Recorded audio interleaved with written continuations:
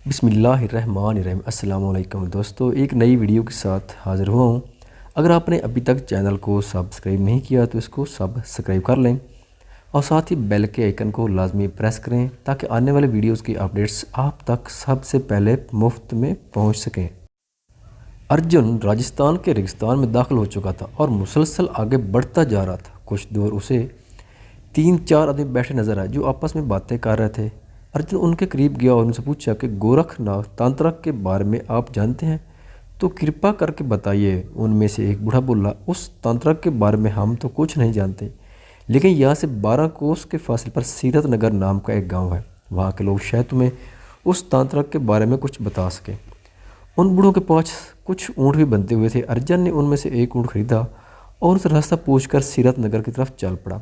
अर्जुन ने कभी ऊँट की सवारी नहीं की थी, इसलिए थोड़ी ही दूर चलने पर ऊँट ने अर्जुन को अपने ऊपर से नीचे गिरा दिया और एक तरफ को भाग गया। अर्जुन ने ऊँट का पीछा नहीं किया बल्कि पैदल ही आगे की तरफ चलना शुरू कर दिया। अभी मुश्किल 2 से 4 कदम ही चला हुआ उसको अपने पीछे से आवाज़ आई। उसने पीछे मुड़कर देखा तो कोई उसके ऊँट को हाँक कर उसकी तरफ लेकर आ रहा था। थोड़ी देर में वो शख्स अर्जुन के करीब पहुंच गया। करीब आकर उसने अर्जुन से कहा, राम भाई ये ऊँट तुम्हारा है क्या? अर्जुन ने कहा, नमस्ते भाई, हाँ मेरा ही है। मुझे थोड़ा आगे का सफ़र करना था इसलिए इसे ख़रीद लिया, लेकिन इसकी सवारी करने में माहिर नहीं हूँ इसलिए ये भाग खड़ा हुआ। उस आदमी ने अर्जुन को बताया कि मेरा नाम भीम सीन है, मैं गाँव अमृत नगर का रहने वाला हूँ। आप इस रेगिस्तान में सफ़र किस लिए कर रहे हैं और आप कहाँ के रहने वाले हैं? अर्जुन ने जवाब दिया कि मैं सीतापुर का रहने वाला हूँ। भीम बोला, अरे हाँ सीतापुर, वही ना जहाँ ठक्कर महेंद्र प्रताप सिंह की जागीर है। अर्जुन ने भीम की बात काटी और उससे पूछा, क्या तुम गोरखनाथ के किसी तांत्रिक को जानते हो? भीम ने कहा, वही तांत्रिक जो कि सीरत नगर गाँव के करीब रहता है। अर्जुन बोला, हाँ वही। भीम ने कहा, भैया तुम्हें परेशान होने की ज़रूरत नहीं, मेरा गाँव अमृत नगर सीरत नगर को क्रॉस करके ही आता है। क्यों ना हम दोनों साथ में सफ़र करें, उससे सफ़र भी कट जाएगा और आप भटकोगे भी नहीं। इस तरह वो दोनों ऊँट को पकड़कर आगे की तरफ निकल पड़े। चलते चलते भीम ने पूछा कि ठाकर महेंद्र प्रताप का क्या हाल है, कैसे हैं वो? अर्जुन का चेहरा उदास हो गया और वो बोला, सब खत्म हो गया, कुछ भी बाकी नहीं रहा। भीम हैरान होते पूछा कि क्या कह रहे हैं आप, मैं कुछ समझा नहीं। अर्जुन बोला, तो फिर शायद तुमने सीतापुर के दरिंदे के शराब के बारे में नहीं सुना। चलो मैं तुम्हें उस दरिंदे के बारे में मुकम्मल कहानी सुनाता हूँ, उसी बहाने बातें करते करते सफ़र आसानी से कट जाएगा। अर्जुन बोला, शुरू हो। ठाकर कन्वर वरिंदर प्रताप सिंह दरअसल मेरे तया जान है। आज से 20 साल पहले की बात है। तया जान को शिकार खेलने का बहुत ज़्यादा शौक़ था। वो तकरीबन हर रोज़ पास के जंगल में शिकार खेलने के लिए जाया करते थे। एक दिन वो हरन का शिकार करने के लिए अपने महलनुमा हवेली से निकले। जंगल चौंके बहुत घना था इसलिए वो घोड़े पर नहीं जा सकते थे। उन्होंने तीर कमान लिया और पैदल ही रवाना हो गए। जंगल में पहुंचकर उन्होंने हरन की तलाश शुरू कर दी। कुछ घंटों की ख्वारी के बाद उन्हें बिल आखिर एक हरन नज़र आ गया। उन्होंने आहिस्ते से उसका पीछा करना शुरू कर दिया, लेकिन वो नहीं जानते थे कि शिकारी आज खुद शिकार होने वाला है। हरन का पीछा करते करते वो जंगल में काफ़ी दूर तक निकल आए। बिल आखिर हरन एक जगह पर रुक गया और एक दरख्त की ऊँट में छुप कर खड़ा हो गया। तय जान ने उसे देख लिया, उसे पकड़ने के लिए दरख्त के पास पहुँचे। जैसे ही उन्होंने दरख्त की ऊँट में देखा वो वहाँ जहाँ थे वहीं के वहीं मंजमद होकर रह गए, क्योंकि दरख्त के पीछे उस हरन के पास ही एक हसीन व जमील दोशीज़ा खड़ी थी कि हरन उनको प्यार से सहला के जो हरन को प्यार से सहला रही थी जैसे वो उसका पालतू हो। उस लड़की की आंखें हरन से ज़्यादा बड़ी और गहरी थी। उस लड़की ने तो जैसे तया जान पर जादू ही कर दिया। हाँ वो जादू ही तो था, काला जादू। तया जान एक नज़र देखते ही उस लड़की की मोहब्बत में गिरफ्तार हो गए। ज़रूर शिकार के बहाने निकल जाते, रोज़ शिकार के बहाने निकल जाते और अपना सारा दिन सारी रात उस लड़की के साथ बिता रहते। वो लड़की भी उन्हें खूब दादे ऐश देती। इस तरह काफ़ी वक्त गुजर गया। एक रात की बात है कि तया जान उस लड़की जिसका नाम शन्नो था उसके पास दादे ऐश उड़ाने के बाद थक कर सो गए। आधी रात के बाद शदीद प्यास की वजह से उनकी आँख खुली। वो शन्नो की कुटिया से बाहर निकल गए ताकि पानी को तलाश करके पी लें। वो पानी की तलाश में इधर उधर चल रहे थे कि उन्हें थोड़े से फासले पर आग जलती हुई नजर आई। वो हैरान हो गए कि रात के इस वक्त ये आग किसने जलाई है और इन जंगल में अकेला बैठा है। पहले तो उनके दिल में थोड़ा सा डर आया, लेकिन वो फिर हिम्मत करके उस शख्स की तरफ बढ़ने लगे। उसके करीब पहुंचकर जैसे ही उन्होंने उसके कंधे पर हाथ रखा था उसने अपना मुंह तया जान की तरफ किया। उसका चेहरा देखकर तया जान वही सुन्न हो गया, क्योंकि उनकी प्यारी शन्नो उस वक्त इंतहाई भयानक रूप में उनके सामने आग जलाए हुए बैठी थी। वो समझ गए कि शन्नो कोई आम इंसान नहीं है, शन्नो ने एक ज़ोरदार कहकर लगाया। बोली, ठाकर तुम्हें इस हकीकत का पता चलना ही था। चलो अच्छा हुआ कि अभी चल गया। मैं इंसान नहीं हूँ, मैं एक डैन हूँ। तुमसे मोहब्बत हो गई थी इसलिए इंसानी रूप में तुम्हारे साथ रिश्ता बना लिया। तहजान को तो अभी भी यकीन नहीं आ रहा था, लेकिन हकीकत उनकी आंखों के सामने थी। उन्होंने आओ देखा न तो वहाँ से उल्टे पाँव दौड़ना शुरू कर दिया और अपनी हवेली में आकर दम लिया। काफ़ी दिन तहजान बुखार में मुब्तला रहे, लेकिन आहिस्ता आहिस्ता उन्होंने इस बात को फरामोश कर दिया और अपनी ज़िंदगी की डिग्गर पर वापस आ गए। इसके बाद भाईजान ने कभी जंगल की तरफ रुख नहीं किया और ना ही कभी शिकार करने गए। इस बात को तकरीबन 10 महीने का अरसा बीत गया। एक रात की बात है कि आसमान पर बादल ज़ोर से गरजते रहे थे और बिजली की गरज चमक देखने लायक थी। ऐसे लग रहा था जैसे अभी आसमान फटकर ज़मीन पर आ गिरेगा। तहजान अपनी हवेली में अपने कमरे में लेटे माजी के झरोखे में झांक रहे थे। उनके दरवाजे पर किसी ने बहुत ज़ोर से खटखटाया। तहजान ने दरवाज़ा खोला तो सामने उनका ख़ास नौकर खड़ा था। भाईजान ने उनसे पूछा कि रामू, तुम रात के वक्त खैरियत तो है? रामू बोला, जी सरकार, वो आपको शन्नो ने बुलाया है, आपसे कुछ बहुत ज़रूरी बात करना चाहती है। तहजान पहले तो ना माना, लेकिन रामू काका ने उनको समझाया कि बात बहुत ही ज़रूरी है। उनके समझाने पर तहजान रामू को साथ लेकर जंगल में डैनों के इस कबीले की तरफ चल पड़े। उनकी हवेली से बाहर निकलते ही ज़ोरों से बारिश होने लगी। बारिश में भीगते भीगते वो जंगल में पहुँचे। जंगल में कुछ ढूंढने के बाद उनको एक पहाड़ी में वो घार मिल गई जिसमें डैनों का काफिला ठहरा हुआ था। हिम्मत करके वो दोनों उस घार के अंदर दाखिल हो गए। घार के अंदर बहुत सी डैनें तंत्र मंत्र करने में मसरूफ़ थीं। थोड़ा सा आगे जाने पर उन्हें घार की एक तरफ एक खंडर नुमा कमरा नज़र आया। वो इस कमरे में दाखिल हो गए। वहाँ जाकर उन्होंने देखा कि शन्नो अपनी गोद में एक बच्चे को लेकर खिला रही थी। बच्चे के जिस्म पर कपड़ा लिपटा हुआ था। तहजान को कमरे में दाखिल होते देख कर शन्नो ने ज़ोरदार कहकर लगाया, तुम आ ही गए ठाकर, तुम्हें तो आना ही था।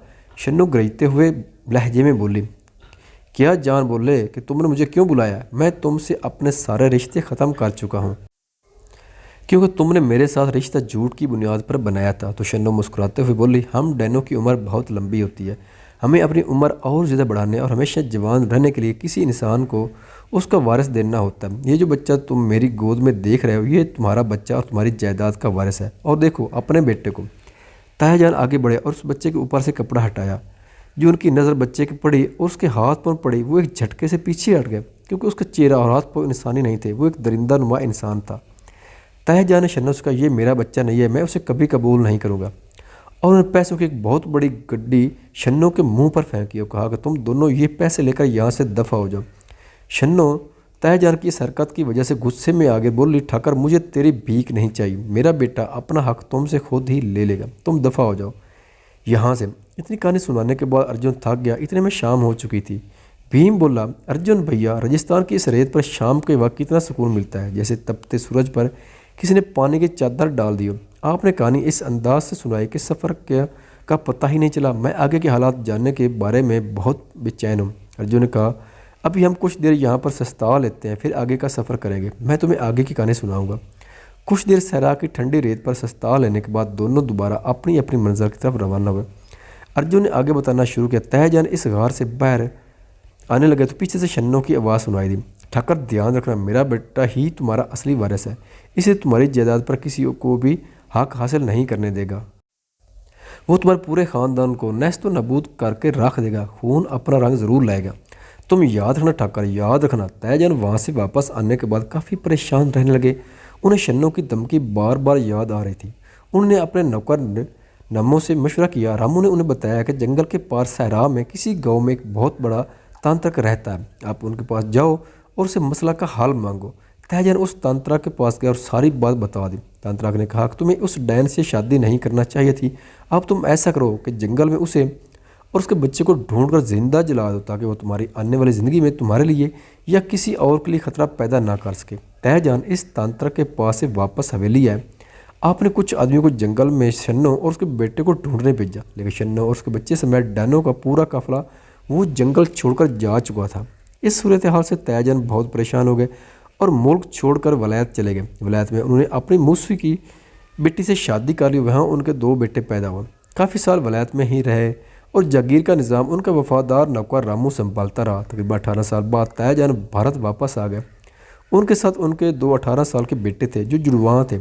ताईजान का देहांत हो चुका था। ताईजान की वापसी के कुछ दिन बाद ही गांव के काफ़ी लोगों की पुरसरसार अंदाज से अमवात शुरू हो गई। जंगल में जो भी लकड़ियाँ काटने या किसी और काम से जाता उसकी लाश ही बरामद होती। ये बात जब ताईजान को पता चली तो उन्होंने लोगों से पूछताछ की तो उन्हें पता चला कि ये कत्ल कोई जानवर नहीं कर रहा है, बल्कि उसके पीछे कोई अजीब तरह का दरिंदा है जो हाथों इंसान है ना ही जानवर।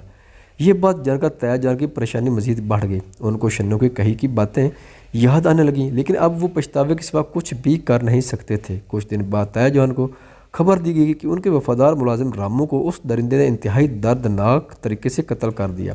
ताईजान गाँव के सब लोगों को इकट्ठा करके इस मौजू पर बात कर रहे थे कि उनके दोनों बेटों ने उनकी बात सुन ली। दोनों ने अपने बाप से कहा कि आप हमें उस दरिंदे का शिकार करने जाने दें या फिर आप खुद हमारे साथ चलें, कुछ महल शिकारियों को साथ ले क्योंकि वो दरिंदा अपना हक हासिल करने के लिए हमें मारना चाहता है। इसलिए वो हमें जंगल में देखकर सामने ज़रूर आ जाएगा और आपके महल शिकारी उसको मार डालेंगे।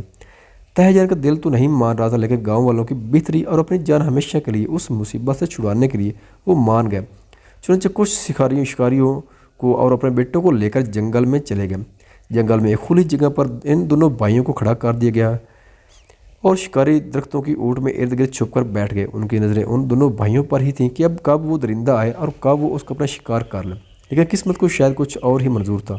अपनी तरफ से सब शिकारी और ताईजान खुद मुस्तैद खड़े थे, लेकिन उनको पता भी ना चला कि कब वो दरिंदा आया और उनके दोनों बेटों की शाहराह को उधेड़ कर जंगल की तारीकी में गायब हो गया। ताईजान की तो सारी दुनिया ही वैरान हो गई। बड़ी मुश्किल से लोगों ने संभाला और उनके बेटों की लाशें हवेली वापस लेकर आए। यहाँ आने से पहले ताईजान ने मुझे ख़त लिखकर मुंबई से बुला लिया था, इसलिए उनके बेटों की आखिरी रसूमात मैंने ही अंजाम दी। ताईजान तो अपने कमरे में बंद होकर रह गए थे और उनकी हिम्मत नहीं हो रही थी कि वो अपने बेटों की लाश को आग के हवाले कर सके। उनके बेटों के क्रियाक्रम के बाद मैंने ताईजान के कमरे का रुख किया। उनका दरवाज़ा खटखटा कर खुलने का इंतज़ार करता रहा, लेकिन काफ़ी देर दरवाज़ा ना खुला क्योंकि दरवाज़ा अंदर से बंद था, इसलिए दरवाजे को तोड़ना पड़ा। दरवाज़ा के तोड़कर जब सामने का मंजर देखा तो मेरे ऊपर के सांस ऊपर और नीचे के नीचे रह गए, क्योंकि ताईजान की लाश उनके पलंग से नीचे उधड़ी हुई पड़ी थी और सारा कालीन खून से लथपथ था। भाईजान के कमरे की वो खिड़कियाँ जो कि जंगल की तरफ खुलती थी वो टूटी हुई थी। मैं फ़ौरन समझ गया कि ये कार्रवाई उसी दरिंदे की है। उसने अपनी माँ की कही हुई बात को सच कर दिखाया और ताईजान के सारे ख़ानदान को मिटा दिया है। इतनी बात कहकर अर्जुन की आंखों से आंसू निकलने लगे। भीम ने उनसे कहा कि शांत हो जा भैया, ऊपर वाला जो भी करता है अच्छे के लिए करता है। इस कहानी को सुनाते सुनाते पता ही ना चला कि रात हो गई।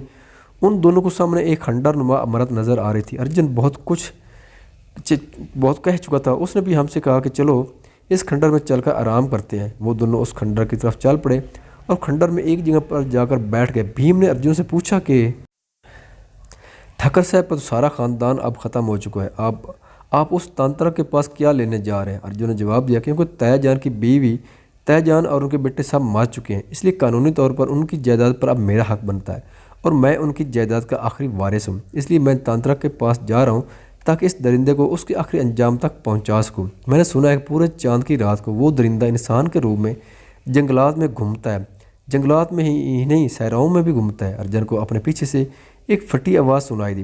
अर्जुन ने पीछे मुड़कर देखा तो भीम का पूरा जिस्म और चेहरा हिलना शुरू हो गया और कुछ ही देर में वो मुकम्मल तौर पर एक दरिंदे की शक्ल में आ गया। वो बोला कि मैं वो दरिंदा हूँ जिसे तुम्हारे ताईजान और उसके पूरे ख़ानदान को मौत के घाट उतार दिया है और अब तुम्हारी बारी है। क्योंकि तुम इस ख़ानदान के आखिरी वारिस हो, इसलिए तुम्हारी मौत के बाद ठाकर की सारी जायदाद मेरी हो जाएगी और मैं उसका वारिस बन जाऊँगा। अर्जुन भीम की ये बात सुनकर थोड़ा डरा और पीछे की तरफ हटना शुरू कर दिया।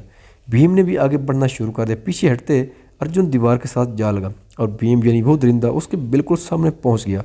अर्जुन के चेहरे पर एक पुरस्कार से मुस्कुराहट फैल गई और उसने हंसना शुरू कर दिया।